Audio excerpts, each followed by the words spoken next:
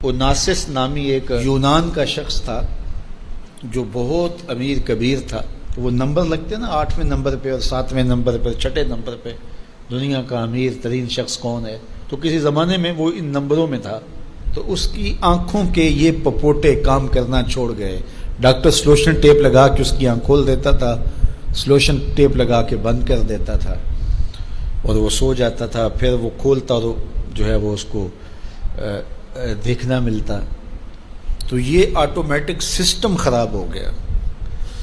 تو کسی نے اوناسس سے ایک دن پوچھا کہ تیری زندگی کی سب سے بڑی خواہش کیا ہے؟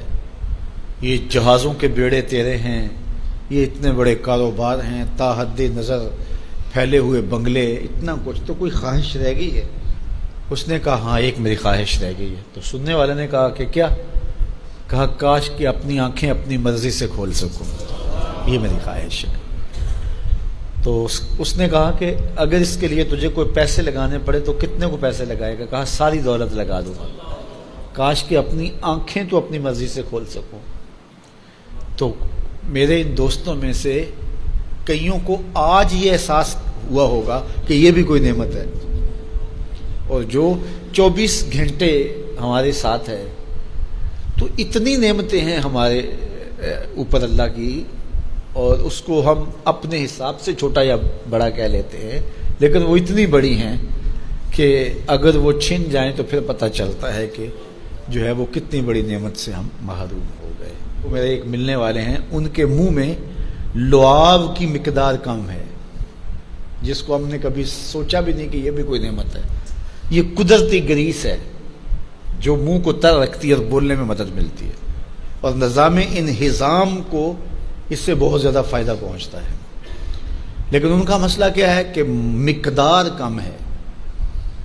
تو اب وہ 5-7 منٹ نہیں بول سکتے، بولیں گے تو جو ہے وہ سارا منہ خشک ہو جائے گا. میاں مسئلہ کیا ہے؟ لعاب کم آتا ہے، لعاب کی مقدار تھوڑی ہے. تو کبھی اس کو بھی کسی نے نعمت سمجھا، لیکن یہ کتنی بڑی نعمت ہے.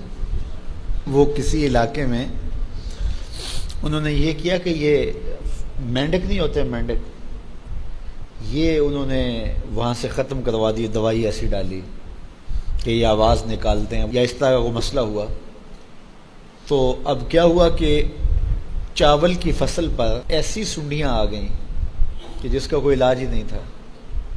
تو یہ پانی کے اندر جو مینڈکیں ہوتی ہیں، یہ ان حشرات کو کھاتی ہیں جو فصل کے لیے نقصان دہ ہوتی ہیں.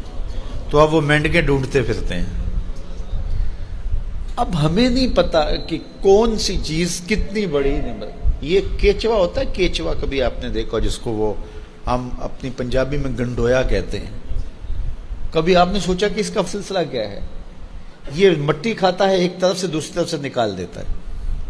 اور اب ہمارے ادھر ایک ذمہ دار تھا، تو وہ بچوں کو پیسے دیتا تھا کہ وہ لے کر کے اور اپنی فصلوں میں چھوڑتا تھا.